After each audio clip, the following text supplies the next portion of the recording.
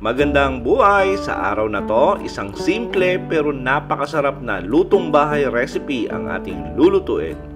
Nasigurado ako, isa sa mga paborito mo. Magluluto tayo ng ginataang baboy na nilagyan natin ng papaya at munggo.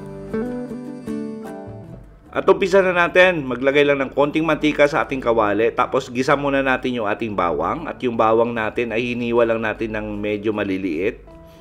Tapos sunod na natin yung ating luya, at yung luya natin ay hiniwa lang natin yan sa maninipis na strips.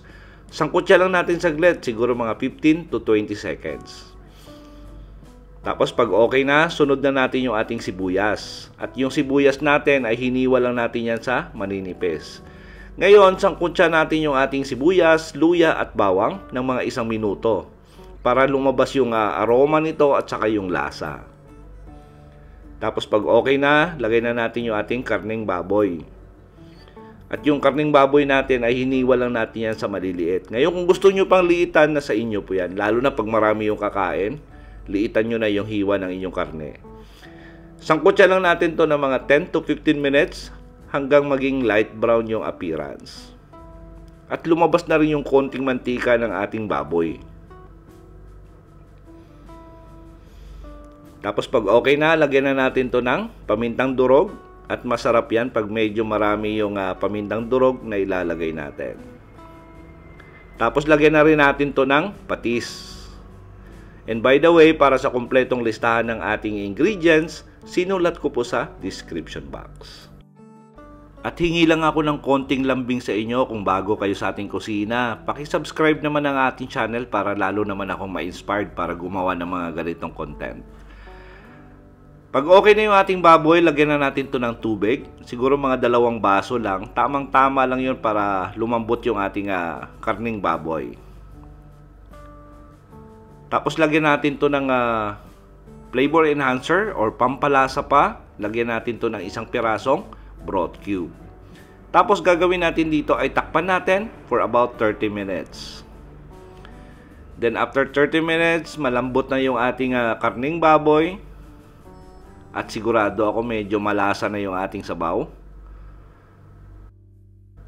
At lagay na natin yung ating papaya. At yung papaya natin ay hiniwa lang natin yan ng maninipis. Para nang sa ganon ay mas madali siyang lutuin. Kasi medyo may katigasan talaga yung papaya pag niluto. Kaya hiniwa natin ng maninipis. At para proportion doon sa ating karneng baboy. Haluin natin saglit. Tapos gagawin natin dito ay palalambutin natin yung ating papaya for about 10 minutes. Pero isama na natin yung ating tanglad. Ngayon, optional lang yung tanglad natin kasi pag mga Ilonggo, kasi lalo na pag mga Bisaya, may mga tanglad talaga. At nilagay na rin natin yung ating green chili. Check natin yung ating papaya. Medyo malambot na yan. Pero no worry kasi may continuation pa yung ating pagluluto. Lagay na natin yung ating munggo. Ngayon yung munggo natin yan ay pinakuluan lang natin yan kanina.